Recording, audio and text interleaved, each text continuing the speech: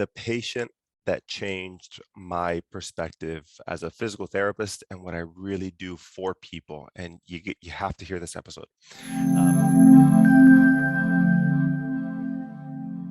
Hi everyone, welcome back to the podcast. Welcome all new listeners, and welcome those to those who have heard my content in the past. Today's podcast, we're going to get deep. This is about the patient that changed my perspective as a physical therapist and what I really do for people. And you have to hear this episode. Before I go into that episode, I always have to share what is new, what's better in my life, what's different, just generally what is happening. Life is good. Today and over the week, I've done a lot of check-ins with my team. I like to take them out to lunch, do a treatment session, just something to get to know and make sure that everybody's good and life is good for everybody else. So that brings me a lot of joy. I like connecting with the people who are in my world. So I had a bunch of check-ins. Life is good. Spent the last week with the fam. It's been good. We were out in the water and we went to where to go? SeaWorld. Just a bunch of good quality family time. And somebody reminded me today about details about they wanted to know, can you give me an update on the Sports PT Accelerator course? Yes, it is still happening, March 12th and 13th. There's actually 2 more slots. I haven't really publicized it much because there's been so much interest behind the scenes. If you're not on my mailing list, you need to be, drchrisgarcia.com/mailing-list. If you want more details, let me know, or send me a direct message on Instagram, whatever is your preference. Just send me a message, let me know. If you're interested in joining, we have 2 more seats live, and then you can always do virtual. We have a couple people from Florida. I think we have somebody on the Northeast, and one potential from, I think, the Philippines or India, or there's a couple of different countries that are interested. I'm messaging a couple of people. So that's what's happening behind the scenes. Anyways, all right, on to the podcast. Okay, so every single one of you, you're listening. I've had somebody, Ramsey, I forget where you're from. I know you're in Orlando at the moment, but there's a couple of people who've messaged me and asked, hey, it's been helpful to know that what they're going through in their clinical practice or their career is very normal.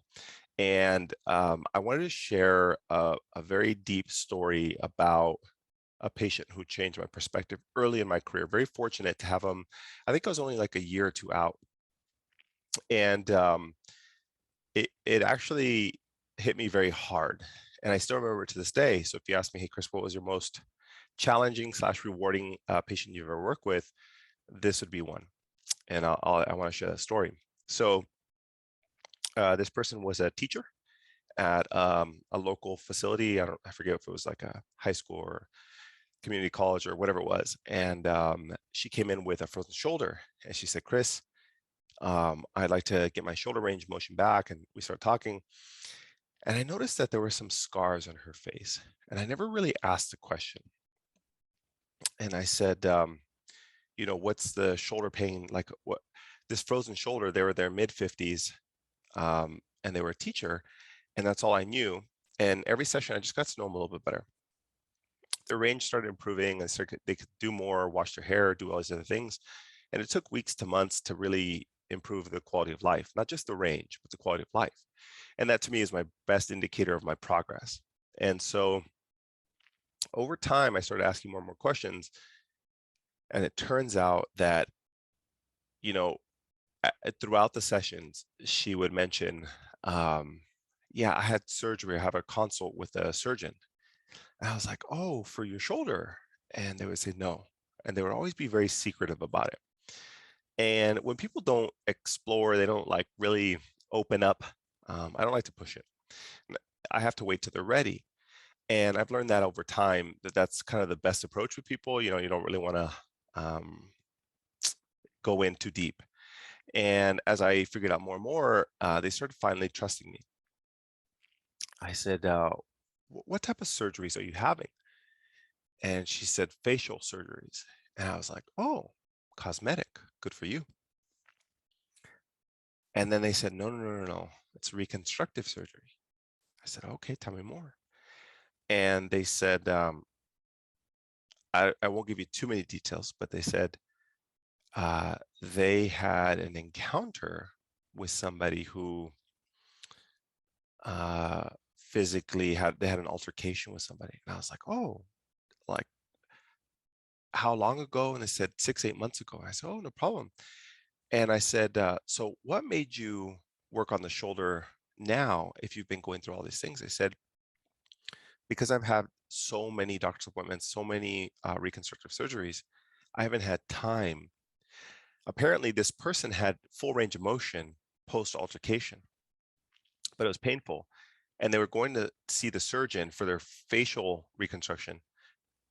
And the shoulder took kind of second stage. And I said, oh, I completely get that.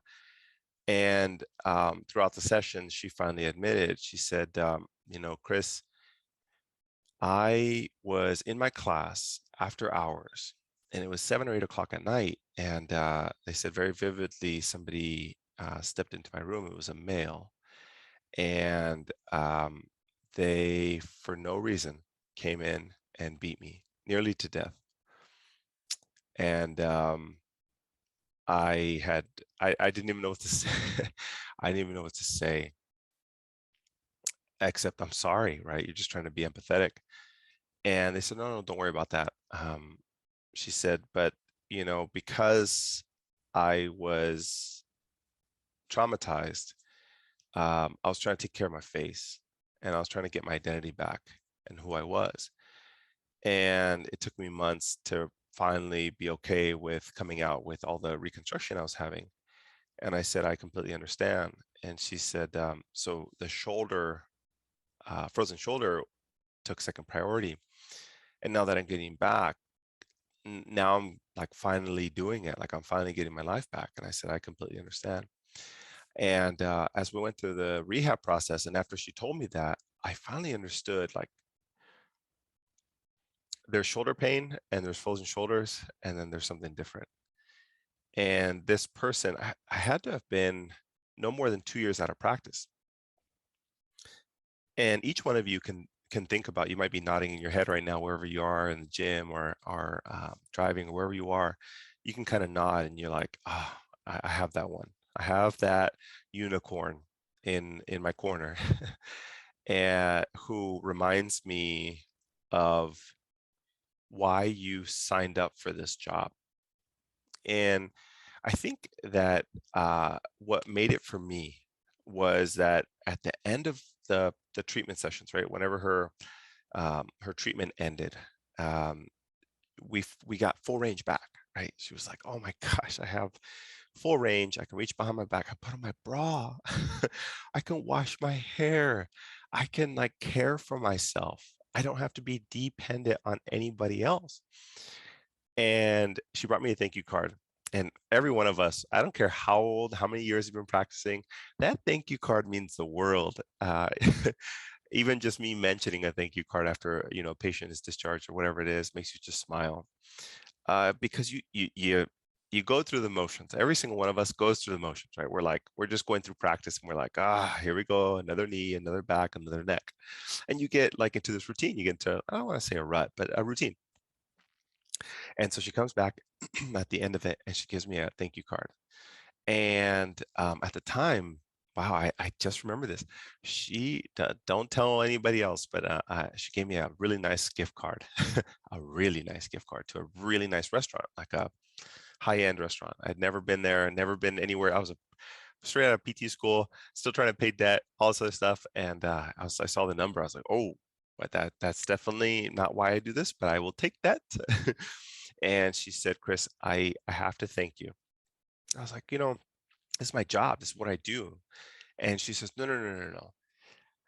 I want to thank you, not for my shoulder. I don't want to thank you for, the exercise and everything else. I want to thank you for giving me confidence in myself again and giving me my quality of life back. And she started to cry. And I have to admit, I got a little teary-eyed. It was definitely the weather. It was it was seasonal allergies. I started, it's getting a little teary-eyed, and I didn't even know what to say. I said, I just thank you, thank you for everything. She says, no, Chris. She looks at me in the eye. She goes, thank you. whew, just the chills it gives me just telling the story. And I wanted to share with everybody because a lot of discussions that I have with my team, that I have with PTs that I'm mentoring, I'm coaching my different mentorship programs. And nonetheless, I think that every time I talk to people, they're high in the sky or they're very low, and they're like, oh, they're celebrating, like I'm crushing it, I'm doing everything right. Or other times they're like, I just don't feel like I'm doing anything right. And we all feel like this. And stories like this, and they come around every once in a while, they remind you of why you got into the profession. For some of you, if you know my story, it's because of my grandma and helping with her hip when I was 14 years old, 13 to 14 years old. And for some of you, it was your ACL. For some of you, it was your high school sports. For some of you, it was a completely different story. And somewhere along the line, as you get into PT school, you kind of lose sight of that, right? You get mixed up in the grades and the high profile job or the residency, or you want to get a job with sports and athletes and everything else. And maybe the people you serve aren't as appreciative, right? Maybe it's like workers' comp, or I don't know who you serve, but ultimately you're trying to create a relationship to work with more athletes and all these other things. That these stories are few and far between nowadays, or you don't appreciate them to the magnitude. But just remember, like, why you got into PD school, why you got into the field of rehabilitation, to help others do more, right? We're all in the world of service. And no matter how great you become, you always have to remain humble. It's one of the core values that I have as a person and for my team, that you have to stay humble. I don't care how good you think you are. That stories like this always bring you back down to earth and remind you, wow, this is why I do what I do. Despite the paperwork, despite the, the maybe the patients aren't happy, or they're not getting their stuff, or they had to wait too long, or whatever it is, right? Whatever it is, it's bringing you down. There's something every day. You kind of have this story on your shoulder, and you kind of have to like reflect on that and been like, all right, it's a rough day, but no matter what, that unicorn exists. And that's why I'm doing this job. It truly is. Like, that's why you do this job, because of stories like that. That's why I mentor, really good PTs, aspiring PTs, very motivated people, because that's the unicorn. They all want the same thing. We all do.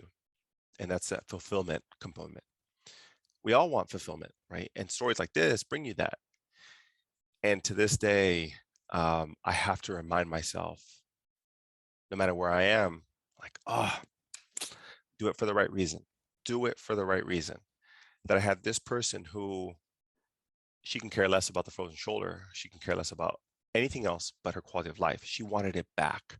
She wanted that feeling of independence, not having to rely on other people, giving her back her confidence. You can't buy that. No matter what insurance policy you have or they have, no matter how many sessions they're approved for, no matter what mobilization you do, you can't give them back confidence. That takes a lot. That's internal. So whatever you deliver helps people develop that confidence to get back to the, like, whatever it is that gives them the independence, the freedom, the confidence. And that story to me was one of my biggest highlights. That's the patient that gave me better perspective. They gave me the great realization. And I'm glad I had it early on, because if I didn't, I'd be still head in the clouds thinking I'm doing great, and or being frustrated or whatever it is. And this person really changed my perspective.